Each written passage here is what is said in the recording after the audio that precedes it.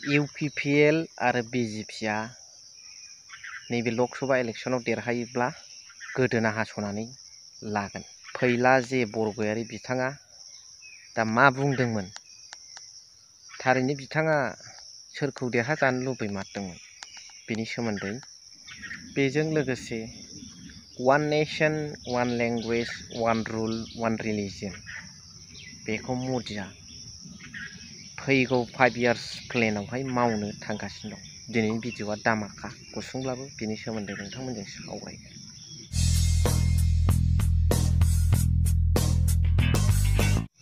Hello' everyone, once again welcome back to the channel. दिनैनि गोदान भिडिअ'आव नोंथांमोन बयखौबो गोसो गोथारै बरायदों, लोगोसे आसा खालामो इसोरनि अननायाव नोंथांमोन बयबो मोजां।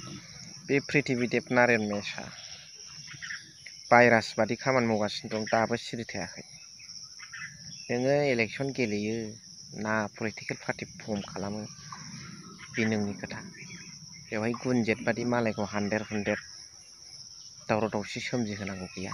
सोरनिफ्रायबा थाखा मोनजादोंबा सिरि जा था ला, सिंजों मस्लाफ्रा बोहैबायदोंबा नों मालायखौ नांजा नुंजा दावराव दावसि खालामनांगौ गैया। दा बाथ्राया जाहैबाय one nation one language one rule one religion. जों ट्राइबेलफ्रा गोथाङै गोथै, जों मानो ट्राइबेल, जों मानो रिजार्भ सिट जोंहा दङ, जोङो आलादा, जोङो रावजोंबो मिलायनो हाया, जाजाबफानो हाया हिसाबै, माने बै अनलायनाय मिलायनायखौ होनाखै आं, जोंनि आसार खान्थि आखल आखुफ्रानो आलादा बेखौसो बुंदों आं। थांना थालायनानै ससाइटियाव मोनसे आटमस्फियाराव थालायनायखौ होनाखै, जोंनि आसार खान्थियानो आलादा। जा आलादा आसार खान्थि दं, आलादा आहार दङ, आलादा जोंहा धर्म दङ, आलादा आलादा जोङो थांना थानायनि लिभिं स्टाइल दं। जेरैहाय जोङो गुनजेत जायो, खांख्राइ जायो, गांजेमा सिंखावरि नागिरनानै जों जायो, गुबुनफ्रा बेबायदि हाया। दा बेबायदि जोंहा आलादा रोखोमनि माखासे आसार खान्थि गोनां, ओंखायनोथ' मालायजों जों मालायनि ओंख्रि ओंखाम जानायजों जों मिलायनो हाया।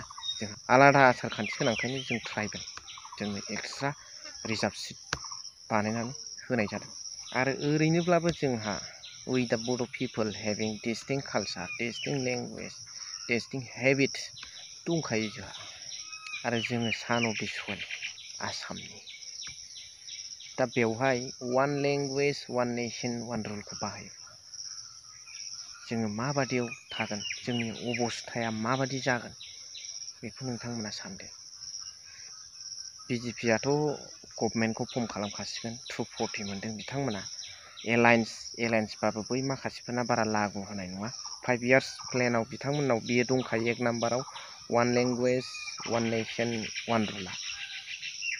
अब्ला जोंनि थासारिया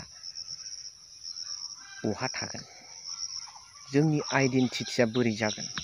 सारा मानब हिसाबै जों थांनानै थाबाल' जायाना, जोंनि बर' हारि हिसाबै, बर' जाथि हिसाबै मोनसे आइडेन्टिटि थानांगोन। जोंनि राव हारिमु कालसारा थांनानै थानांगोन, लेंगुवेजआ थांनानै थानांगोन। अब्ला बावहाय one language one nation one rule जायोब्ला जों बोरै थांना थानो हानो? बेखायनो रायजो राजाफ्रा बेनि सायाव मा कमेन्ट्स होयो, कमेन्ट्सनि गेजेरजों फोरमायहरबानो जाबाय। लोगोसे फैला जे बरगयारी बिथाङा, जे जायफोर बिथांमोना बिजेपि आरो इउपिपिएल देरहायोब्ला गोदोनायाव हानानै लागोन, सुइसाइड जागोन, आसि दानस'गोन, जेबखौ गारगोन, बेफोरबायदि खोथा बुंदोंमोन। बेनि सायाव मोनसे मोजां खोथा बुंदों बिथाङा फेसबुक पेजनि गेजेरजों।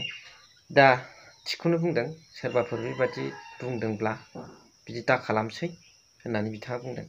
थारैनो सैथो बिथां आदा बुंनाया।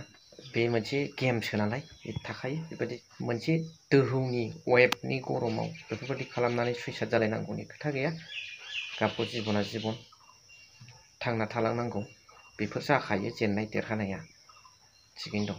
दा आंबो बेखौनो बुंहरनो लुबैदों बे भिडिअनि गेजेरजों, नोंथांमोना बिदि सुइसाइड जालायनाय दा खालाम। हायोब्ला ससियेल मिडियानि गेजेरजों निमाहा बिजाबा बिजा, ओरैनो था, बिदि सुइसाइड दा खालामसै आरो। स' दिनैनि भिडिअखौ एसेखिनियावनो फोजोबबाय। थेंक इउ भेरि माच फर वाचिं, लाभ इउ।